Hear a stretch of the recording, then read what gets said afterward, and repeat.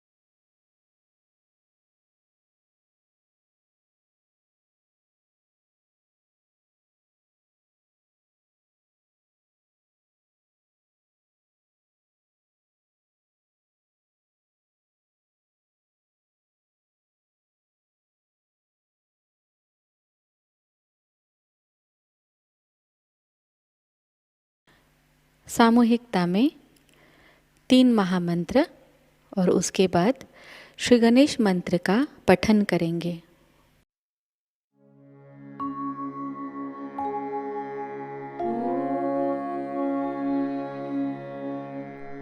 त्वमेव साक्षात् श्री महालक्ष्मी महासरस्वती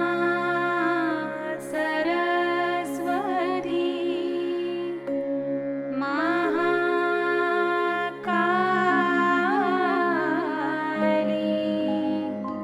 त्रिगुणात्मिका कुण्डलिनी साक्षात् श्री आदिशक्ति माताजी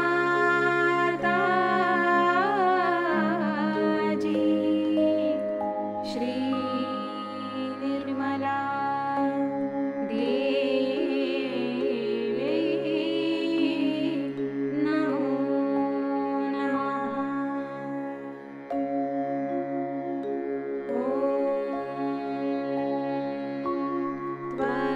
त्वमेव साक्षात्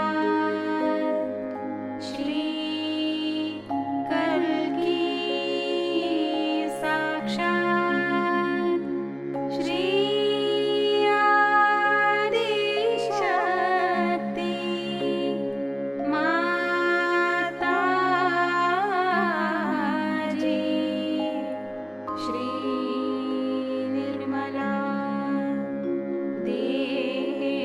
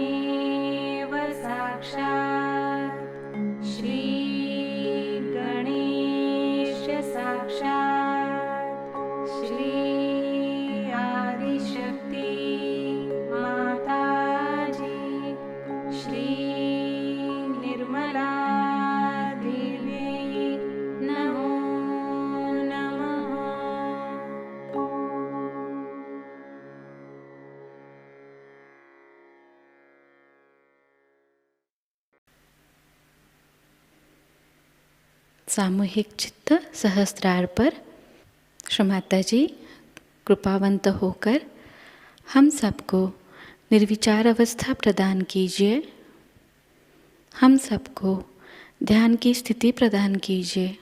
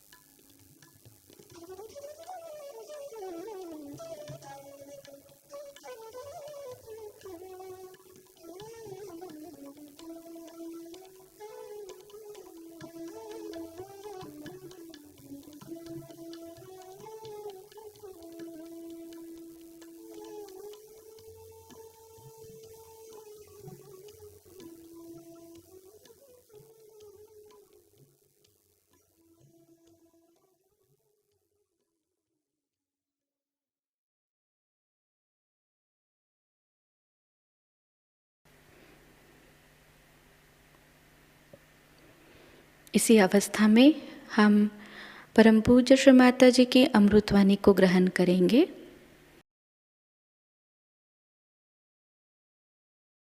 अब इसी तरह से ये 3 गुण हमारे अंदर है। इच्छा शक्ति से जो हमारे अंदर गुण आता है वो तमोगुण, और जो क्रिया शक्ति से हमारे अंदर उत्पन्न होता है वो रजोगुण, और हमारे धर्म की शक्ति से जो हमारे अंदर गुण उत्पन्न होता है वो है सत्वगुण। इस प्रकार हमारे अंदर 3 गुण हैं, और इन्हीं तीनों गुणों के हेर फेर से, जैसे अंग्रेजी में क्या, परम्यूटेशंस एंड कॉम्बिनेशन से ही अनेक जातियां तैयार होती। ये चाहे आप अपने को हिंदू कहे, मुसलमान कहे, ईसाई कहे, कोई फर्क नहीं पड़ता, सब एक जैसे। अब देखिए इंसान में भी कितनी चीजें जो हैं एक जैसी, सब हंसते एक जैसे हैं, रोते एक जैसे हैं। सिर्फ भाषा का फर्क है, सिर्फ भाषा का फर्क है। इस वजह से हम समझ नहीं पाते कि सारी सृष्टि चराचर में जो एक ही ब्रह्म तत्व रहता है, वही ब्रह्म तत्व जो है उसकी ही भाषा अनेक हो जाती है। माने प्याले अलग हो गए, लेकिन उसके अंदर जो अमृत है वो सब जगह एक ही। अब झगड़ा लोग ये करते हैं कि प्याले ठीक है कि अमृत ठीक है। झगड़ा ये, असल में दोनों ही ठीक है। कुछ कुछ ऐसे भी प्याले भगवान बना देते हैं कि उसमें पूरा की पूरा अमृत बैठ जाता है। आखिर अमृत भी तो प्याले में ही आएगा, अगर प्याला नहीं होगा तो अमृत कैसा आएगा? यही झगड़े की बात है कि लोग प्याला और अमृत को अलग समझते हैं। यानी यही ब्रह्म तत्व को जानने के लिए ही वेद लिखे गए। वेद तब लिखे गए, वेद विद से होता है। विद शब्द का मतलब है जानना। और अगर सारे वेद पढ़ करके भी आपने अपने को नहीं जाना तो वेद व्यर्थ, वेद का अर्थ ही खत्म हो गया। अगर आपने अपने को नहीं जाना, आप गए, आपसे बहुत भाषण हुए, लेक्चर हुए, सब हुआ, और आपने अपने को नहीं जाना, आप सिद्ध ही कैसे करेंगे कि परमात्मा है? कोई सिद्धता है आपके पास? आपके बच्चे यहाँ कल मंदिर में नहीं आएंगे, कहने का है पर से भगवान है, कोई सिद्धता नहीं। इसलिए जब आप अपने को जान लेते हैं तो आपके अंदर से ही ब्रह्म बहना शुरू हो जाता है। मैं यहाँ आपको वही चीज देने आई हूं जिसको आप हजारों वर्षों से खोज रहे थे, जो आपकी अपनी है, आपकी अपनी ही है, सिर्फ मुझे कुंजी उसकी मालूम है। मैं कुछ अपना नहीं दे रही हूं, आपका जो है आप ही को सौंपने आई। आप अपने को जान लीजिए और इस ब्रह्म तत्व को पा लीजिए।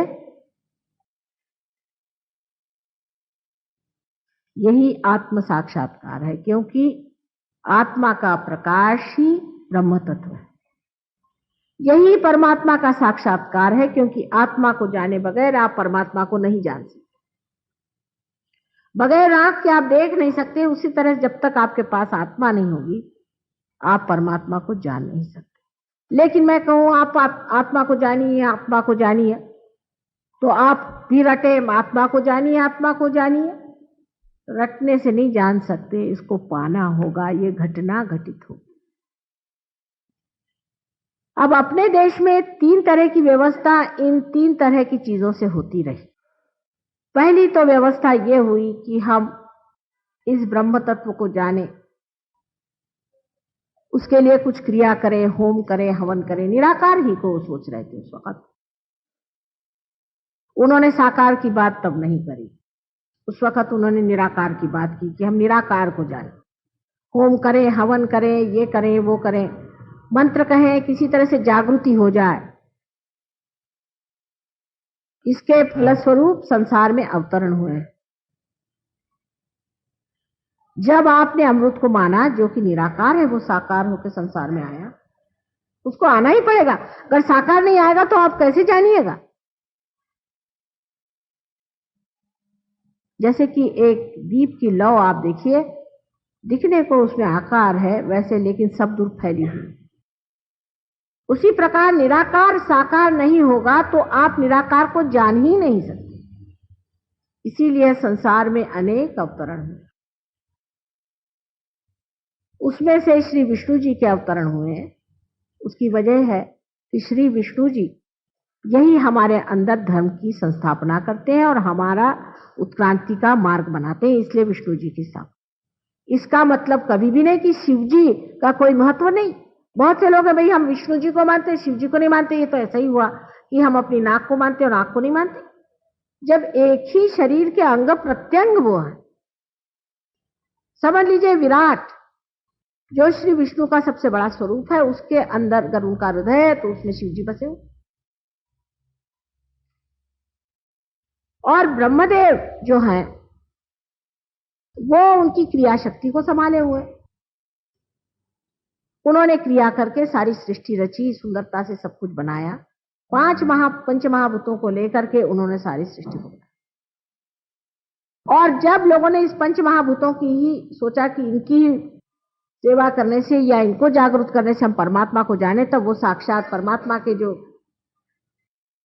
विष्णु स्वरूप जो अंग है, कहना चाहिए विष्णु स्वरूप जो उनके अवतरण है, वो हुए संसार में। आप जानते हैं कि दशावतार हुए, अब हुए कि नहीं हुए इसकी सिद्धता देने के लिए हम आए इस संसार,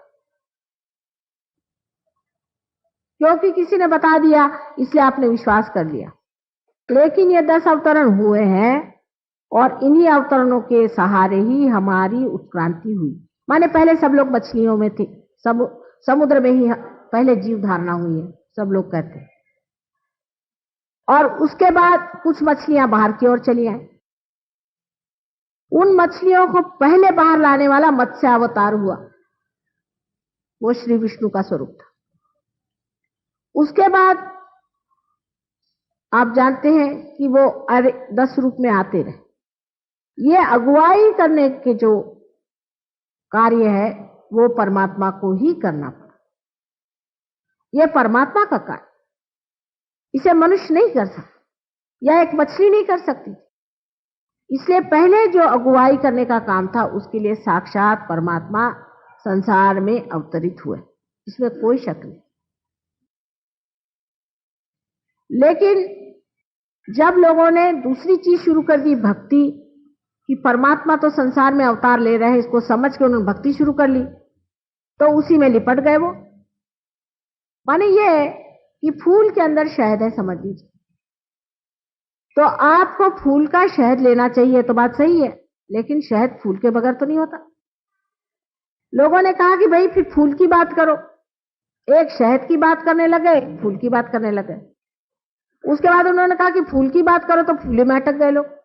अपने मन से मूर्तियां बनानी शुरू कर दी, उसको प्राण प्रतिष्ठा नहीं करी, उसमें जागृति नहीं दी, उसको कायदे से नहीं बिठाया और शुरू हो गया, तो अटक गए। तब लोगों ने शुरू किया कि नहीं इसको बंद करो भाई, अब निराकार की बात। तो कभी निराकार से साकार में जाए, साकार से निराकार में जाए, ये झगड़ा चलता है। और झगड़ा कोई है ही नहीं, एक के बगैर दूसरा नहीं है, दूसरे के बगैर पहला नहीं, ऐसी सीधी बात है ही।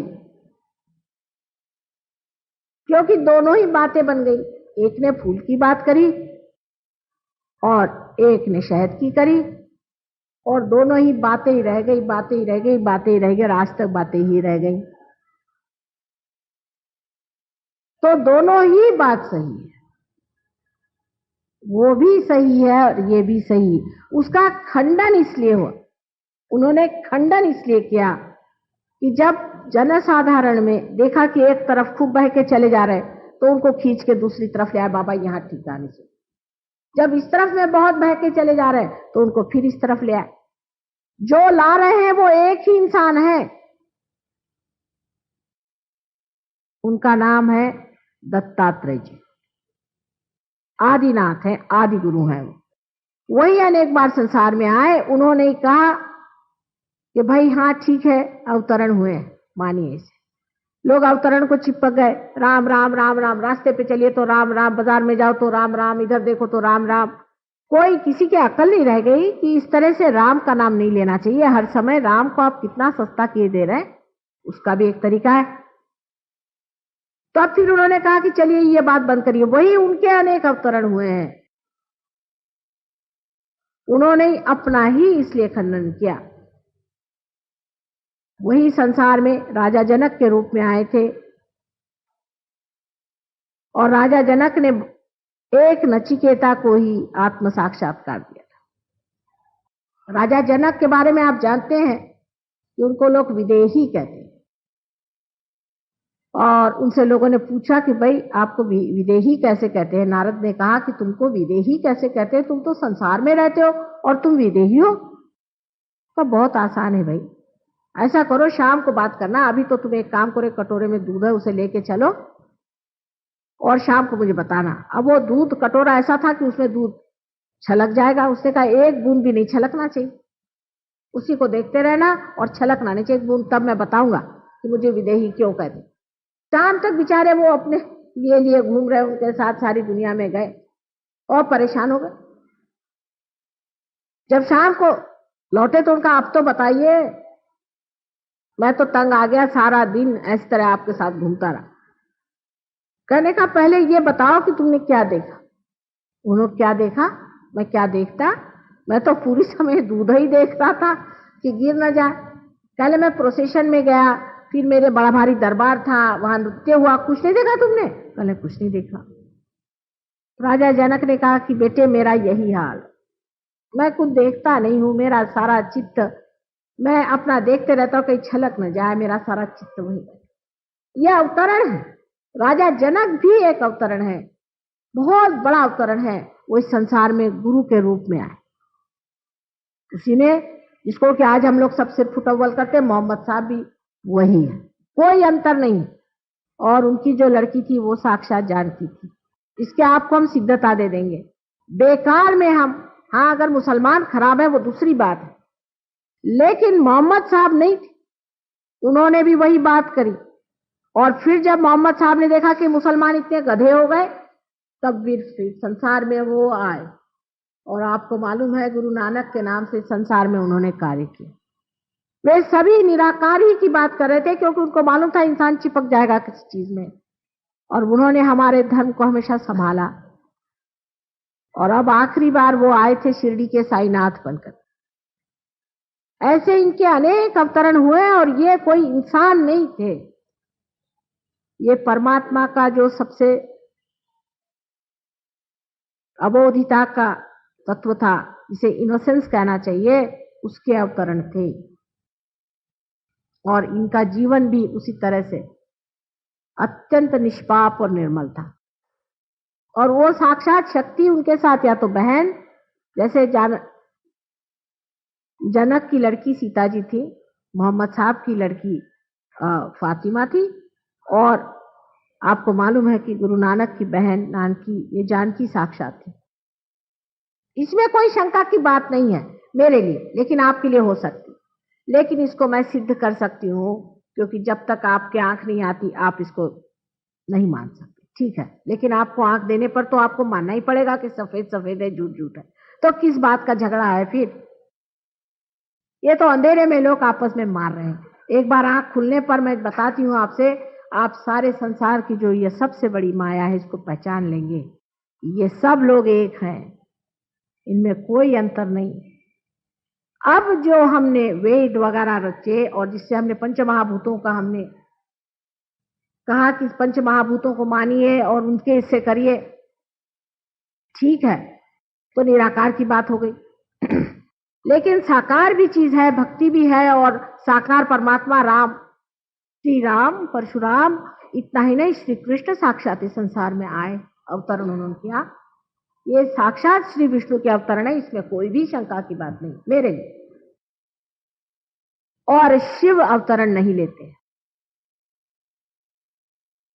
शिव का अवतरण नहीं होता। ब्रह्मदेव ने भी एक दो अवतरण लिए, लेकिन शिव जी ने कभी अवतरण नहीं लिया, क्योंकि वो सदा शिव है। विष्णु के अवतरण हुए हैं, और उन अवतरण में आपको जान लेना चाहिए कि उन्होंने संसार में आ करके हमें आज मनुष्य बना दिया, उनकी वजह से हम बने, और उन्हीं के वजह से हमने ये भी जाना है कि संसार में अवतार आते हैं। लेकिन श्री कृष्ण ने ये बातें सिर्फ एक अर्जुन से बताई, एक अर्जुन से बताई, सबसे नहीं बताई, सब जनसाधारण को बताने की बातें।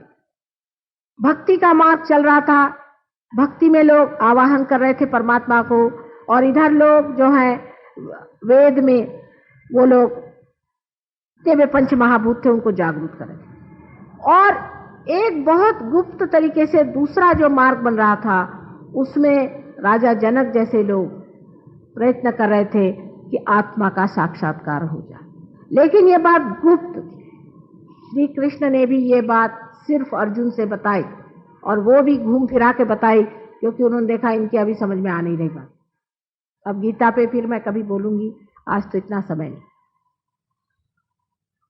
अब जब हमने देखा बाद में कि लोगों में ऐसा है और लोग बेकार में झगड़ा कर, तब स्वयं नानक जी संसार में आए थे, और उन्होंने बताया कि बेकार में आप झगड़ा कर रहे हो, क्योंकि उन्होंने सोचा कि मैं ही तो था और मेरी ही जगह अब ये मेरे ही शिष्य लोग अब झगड़ा कर। तो उन्होंने आके समझाया, भाई क्यों झगड़ा कर रहे हो, वो चीज एक ही थी, चीज एक ही थी।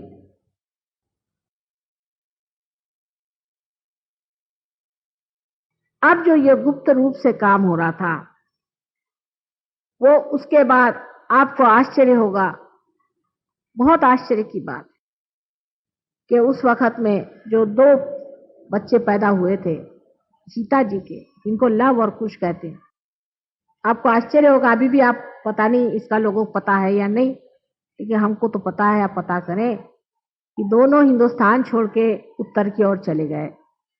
उसमें से लव जो थे ये कॉकेशस की तरफ में गए और जा करके इन्होंने वहां राज किया, और इसीलिए रशिया वगैरह में स्लाव कहते हैं, स्लाव लव, इसलिए स्लाव कहते हैं, स्लाव कहते हैं उनको, उनकी भाषा ही स्लाव है।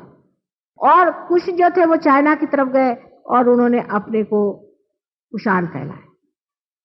पता नहीं इन लोग को भी पता है कि नहीं कि लव और कुश की खानदान और आपस में लड़ रहे हो बेवकूफ जैसे। दोनों ही लव और कुश के खानदान हैं, एक स्लाव कहलाते हैं, एक कुषाण कहलाते हैं, और दोनों में ही सारे संस्कृत शब्द है। अगर आप देखें तो रशियन भाषा में इतने संस्कृत शब्द है जरा बिगाड़े हुए, जैसे वो कोई चीज को कहेंगे बहुत अच्छा है, या किसी को मिलेंगे तो नमस्ते करेंगे तो कहेंगे हरोश शिवाय, उनके इसमें प्रवदा, उनके आपने सुना होगा न्यूज़पेपर, प्रवदा, वद, अपना वद वेद से वद, प्रवदा, प्र माने जिसे कहना है जागरूक, एनलाइटेंड। उनकी सारी भाषा में आप देखिए सारा संस्कृत पे ही। इधर मैं चाइना गई थी, मुझे अब भी वहां के सारे ही शब्द संस्कृत पे बसे, लेकिन वो भी नहीं जानते कि हम भाई बहन हैं, मूर्ख जैसे लड़ रहे हैं। क्या कर, कौन उनको समझाए कि तुम दोनों जुड़वे भाई के लड़के हैं, और क्या कर रहे, किस चीज के लिए लड़ रहे, इससे कोई तुम्हारी मां को सुख होने वाला है? अब जो ये बीच की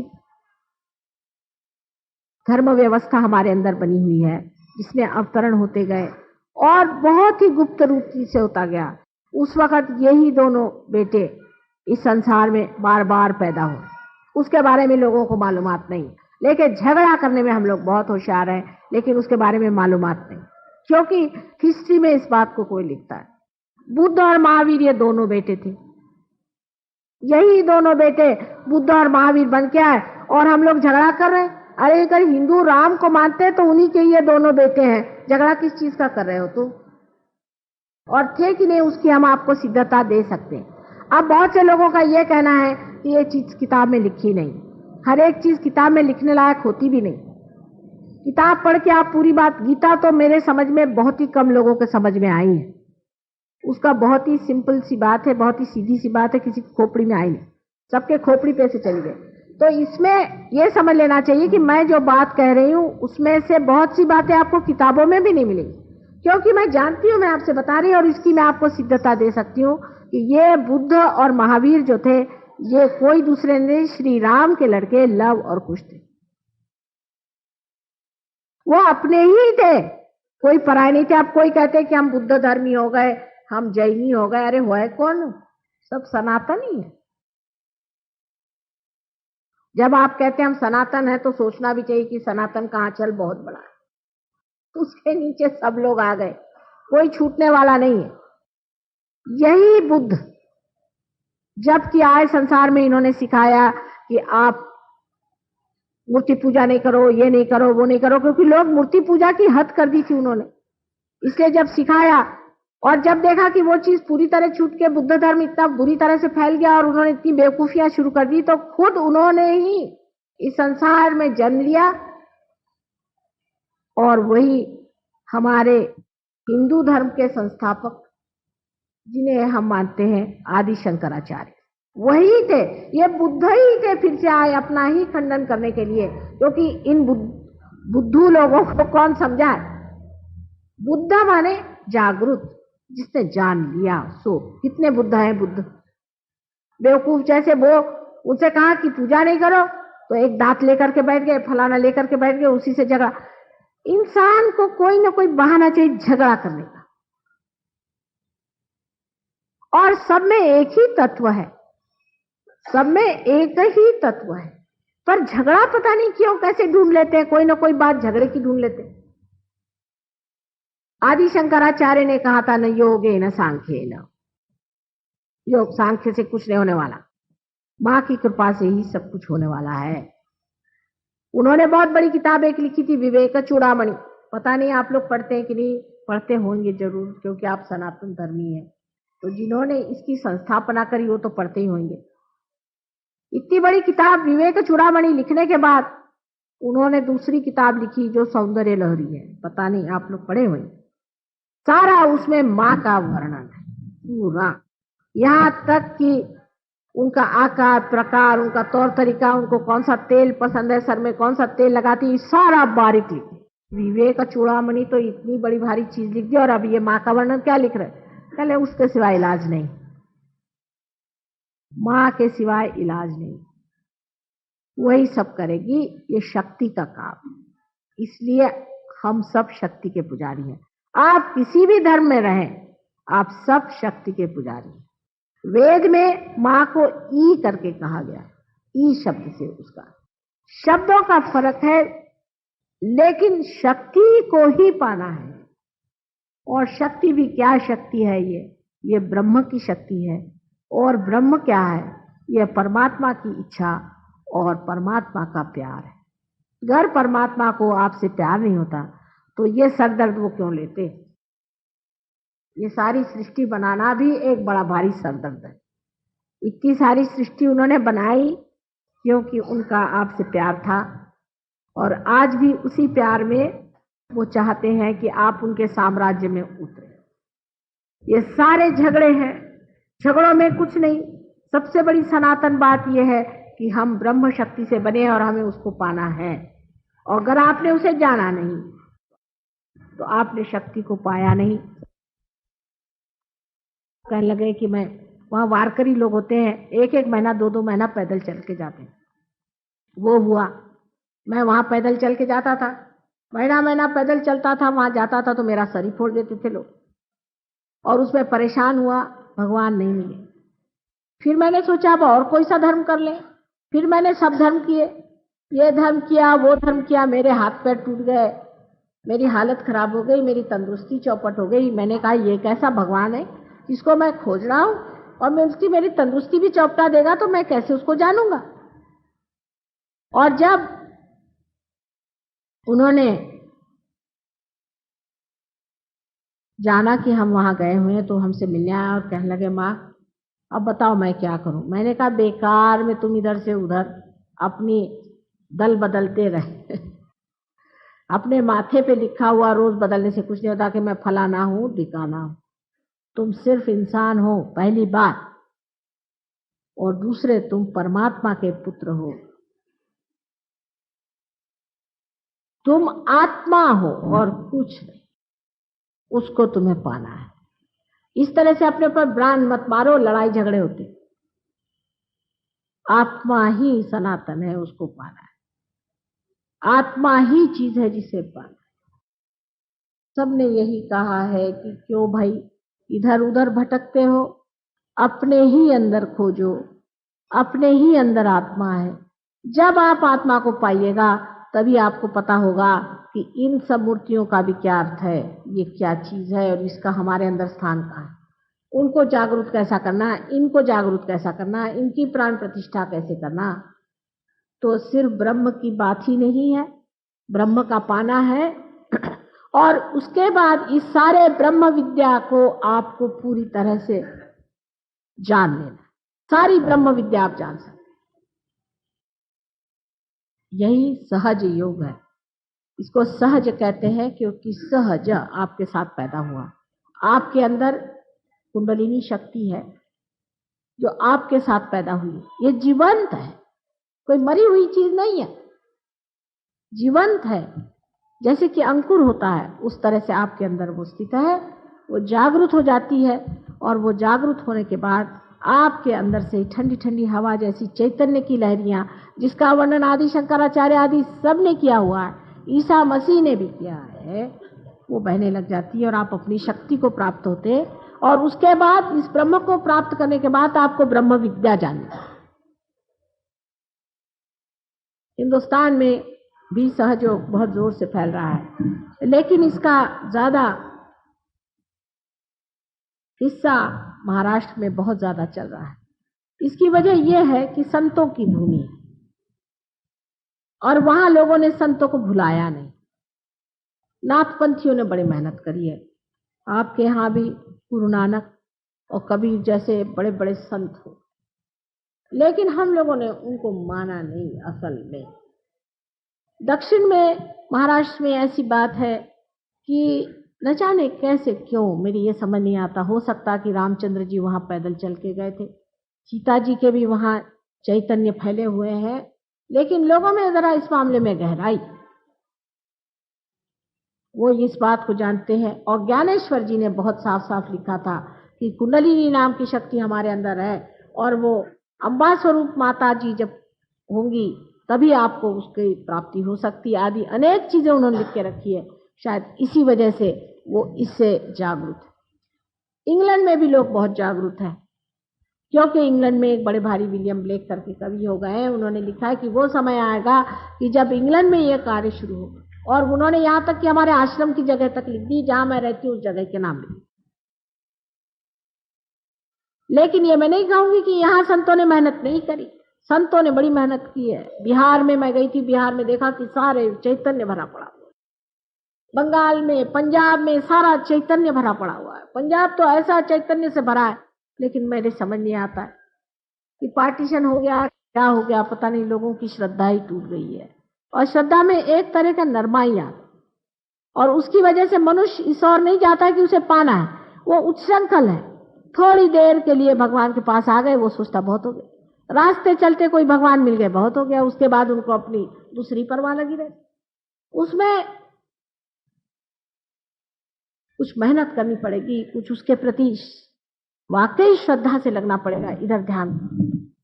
इसलिए मैं देखती हूँ जितना फैलाव होना चाहिए उतना होता नहीं। लोग इस पर श्रद्धा से बैठते नहीं, मेहनत करते नहीं। लेकिन मुझे बड़ी खुशी हुई कि पिछली मर्तबा मैं आई थी और इस मर्तबा भी आप लोगों ने मुझे यहाँ बुलाया, और इतनी श्रद्धा के साथ आपने मेरी बातचीत सुनी है, और इसे पा भी लीजिए पूरी तरह से। पा करके मैं तो चाहूंगी कि यहाँ पर आप कभी भी जब चाहें, हमारे बहुत से सहयोगी लोग रहते हैं जिन्होंने इसको बता खाली इस चीज को माना है और इसको पाया हुआ है।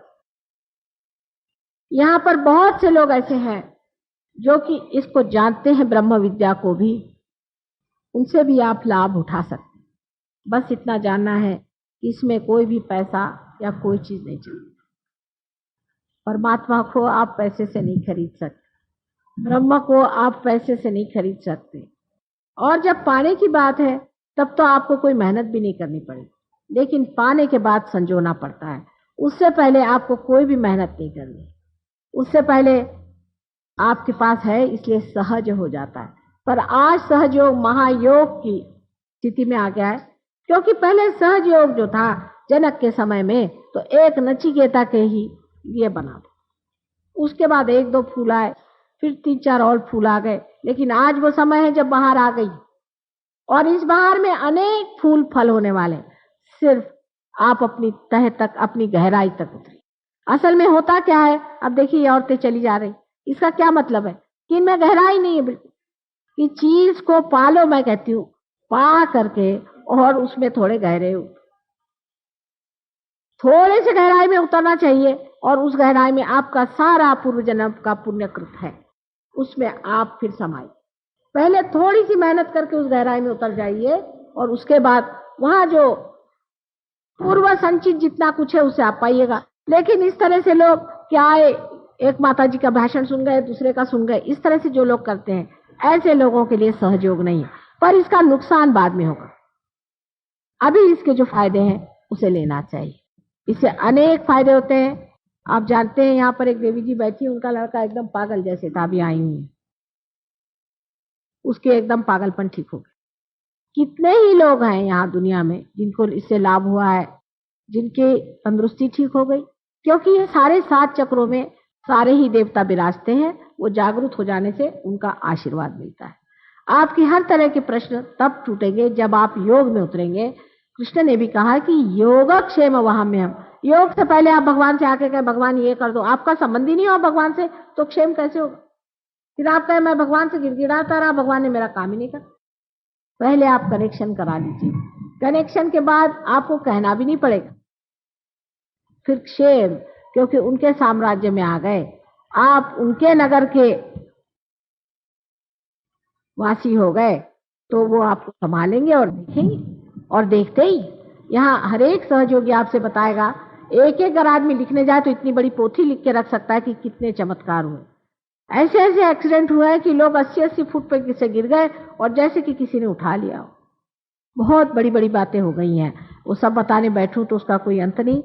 आज आपके मंदिर में प्रदेश से भी बहुत से लोग आ गए। ये गणेश की पूजा करें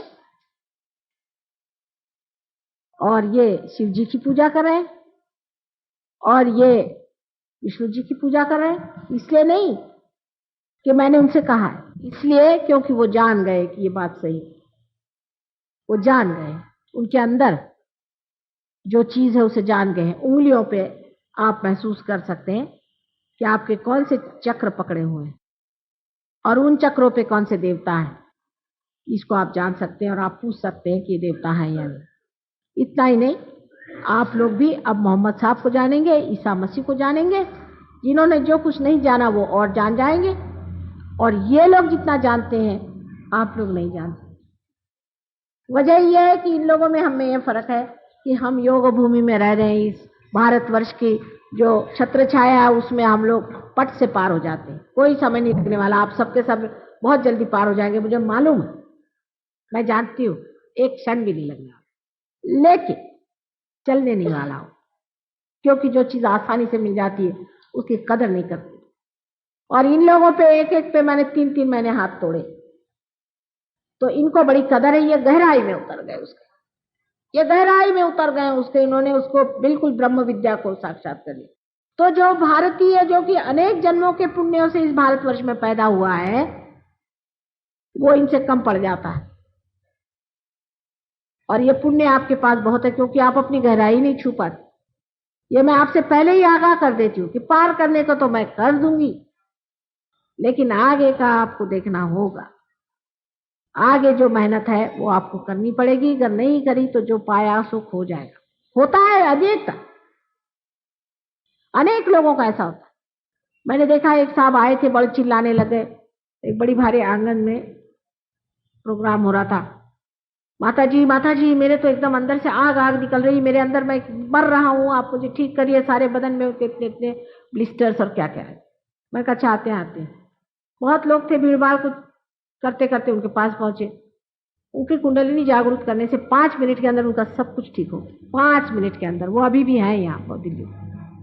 उसके बाद कभी वो आए नहीं, कभी उन्होंने पता नहीं करी, कुछ नहीं किया। एक दिन मैं बाजार गई थी कोई चीज खरीदने, वहां मिले। अरे एकदम से पैर छुआ। मैंने कहा कौन भाई? पहले मैं भूल गया आप। मैं कभी मुझे तो याद नहीं कौन, मुझे याद भी नहीं रहता सच बात। फिर उन्होंने बताया बात। कहे माँ मैंने आपका फोटो मेरे मोटर में भी रखा है, मैंने अपने मन में भी रखा है, मैं आपको शरणागत हूँ, ये है वो है। मैंने कहा भाई देखो, सहयोग जो है ये सामूहिक काम, अकेले का काम नहीं है कि आप घर में ले गए या जंगल में बैठ करके, उसमें नहीं। जहां 10 लोग बैठेंगे वहीं हम रहेंगे, और जहां एक अकेला सोचेगा कि माँ को हम हत्या ले तो हम हाथ आने वाले नहीं। ऐसे हमें लोग नहीं चाहिए। वो चाहिए जो सब मिलकर के काम करे। और फिर 1 साल बाद फिर पहुंचे कि मुझे फिर कोई तकलीफ होने लगी। मैंने कहा अब आ गए आप ठिकाने? तो कह लगे क्या माँ मुझे सजा मिली? मैंने कहा सजा नहीं मिली। जिस छत्र छाया में बैठना है उसको छोड़ के आप चले गए, तो उसे वो छत्र छाया क्या करे? फिर से उस छत्र छाया में जा। ये सामूहिक कार्य है, और इस सामूहिक कार्य को सबको सामूहिक तरीके से करना है। अगर आप चाहें कि माँ का फोटो हम घर में ले गए और रोज हम आरती पूजा करते हैं, तो बात मुझे मंजूर ही नहीं। सबको एक होना है। ये बहुत बड़ा सामूहिक कार्य है। सबको मिलजुल के रहना है, सब भाई बहन है, और है कि नहीं वो आप उसका साक्षात करेंगे।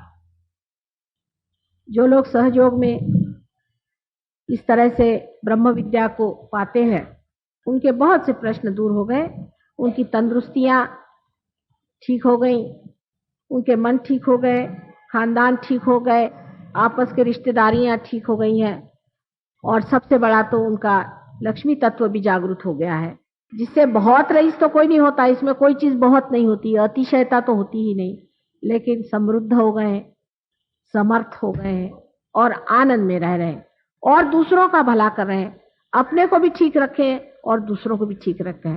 सहयोग में पार होने के बाद आप लोगों की जागृति कर सकते हैं और लोगों को पार करा सकते हैं। ये शक्ति आप में, कोई भी हो, पढ़ा लिखा नहीं हो, कुछ नहीं, उससे फर्क पड़ता। कौन साधु संत पढ़े लिखे थे, इसको पढ़ने की जरूरत नहीं, ये अंदर होता है। आजकल संसार में बहुत से बड़े बड़े लोग जन्म ले रहे हैं, बहुत से बड़े बड़े जीव जन्म ले रहे हैं, और ये लोग सब पैदाइशी ही पार हैं और वो जानते हैं कुंडलिनी का शास्त्र। यहाँ भी बहुत से बच्चे ऐसे हैं कि बचपन से कुंडलिनी शास्त्र जानते हैं। हमारे भी ये है नातिन है, और हमारे 3 तो नातिन है और एक लड़का है, वो भी चारों की चारों पार है और बचपन से ही ये कुंडलिनी का पूरा शास्त्र जानते हैं, उनको मालूम। छोटे छोटे बच्चे भी, बड़े 6-6 महीने के बच्चे भी आपको दिखा देंगे। अभी एक लड़की लाए थे, पार है 6 महीने की, वो भी बता रही थी कौन सा चक्र पकड़ रहा है, बराबर उंगली मुंह में डालती थी और बराबर बता रही थी कौन सा चक्र। इतने ज्ञानी लोग आज पैदा हो रहे हैं, और उनको जानने के लिए पहले आपको ऐसे माँ बाप बनना चाहिए, नाना नानी या बाबा दादी बनना चाहिए कि जिससे आप उनको समझ सकें। और बहुत बड़ा काम संसार में होने वाला है और उसकी तैयारी करें। आज यहीं तक कहूंगी, और बाद में अगर कभी मौका होगा तो कल की बात कहूंगी, जो अच्छी नहीं इतनी रहेगी, क्योंकि उसमें फिर कोई आपको समझाने वाला नहीं रहे, तो उसमें फिर आखिरी सफाई का मामला है। वो समय आने से पहले ही सब लोग पार हो जाए। जिसके लिए आपने आज तक भगवान को माना, उसका आप साक्षात करें और उसे लें, यही मुझे आप सबसे विनती है। और मैं माँ के रूप में आपको समझाती हूँ, किसी की भी बात का बुरा न माने, और इसको बुद्धि पर न बैठाएं चौखट पे कि माँ ने ऐसा क्यों कहा, माँ ने वैसा क्यों कहा। मैं एक भी बात झूठ नहीं बोलती हूँ, और मुझे आपसे कुछ भी लेने का नहीं, इलेक्शन भी जीतने का नहीं, मेरा कोई लेना नहीं बन पड़ता है, बस देना ही देना है। इसलिए आप इस तरह की बेकार की बातें कभी ना सोचना कि माँ ने ऐसे क्यों कहा, वैसे क्यों कहा, क्योंकि माँ को सच बोलना पड़ेगा। हालांकि बहुत मिठास से बता रही हूँ सब बात, लेकिन हो सकता है कि बुद्धि है ना, मैंने कहा हर चीज को पकड़ लेगी जिससे झगड़ा खड़ा करे, और यह आप ही से झगड़ा आप अपना कर रहे हैं और किसी दूसरे से नहीं, क्योंकि आपको अपनी शक्ति पानी है, आपको समर्थ होना है, और आपको अपनी आत्मा को जानना है, इसमें कोई शक नहीं। और वही कार्य है, उसको उसमें मामले में बेकार के झगड़े अपने ही से मत करें, आप अपने ही से झगड़ा मत करें। आपने पढ़ा लिखा होगा, उसको एक तरफ रख दीजिए। सारे पढ़ने लिखने से भी ऊंची जो चीज है, आत्मा को पढ़ लेना। एक ही अक्षर प्रेम का, पढ़े सो पंडित हो। ये प्रेम वो नहीं है कि अपने बच्चों को प्यार करो, रही इसको प्यार, ये प्रेम नहीं, ये परमात्मा का प्रेम जो ब्रह्म शक्ति के रूप में आप में से बहना शुरू हो जाता है, इसे आप प्राप्त करें। बहुत बहुत धन्यवाद आप लोगों का। कुछ समय निशब्द ध्यान में बैठते हैं।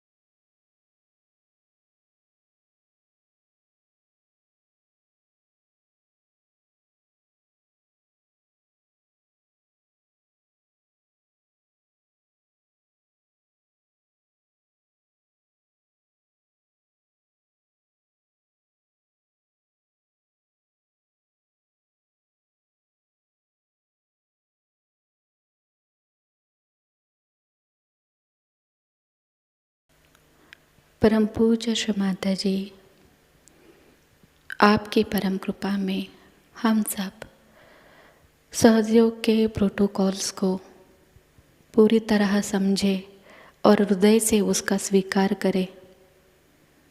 हमारी प्रत्येक कृति में सूझबूझ हो।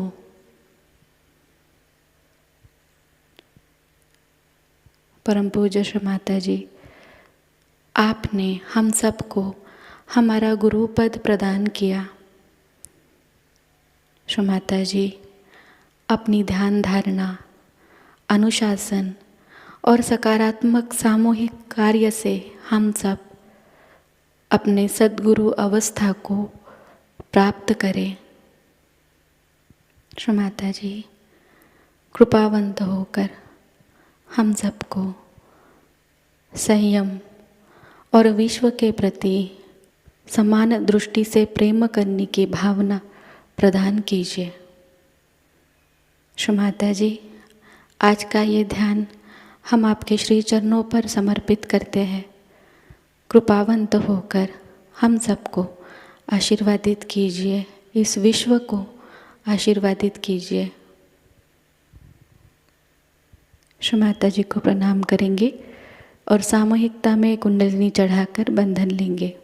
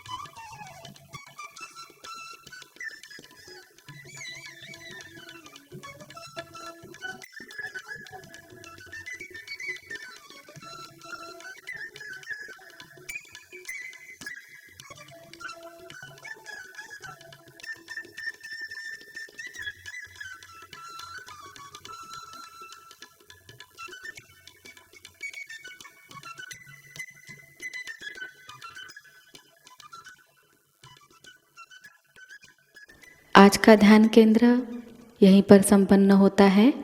जय श्री माता जी।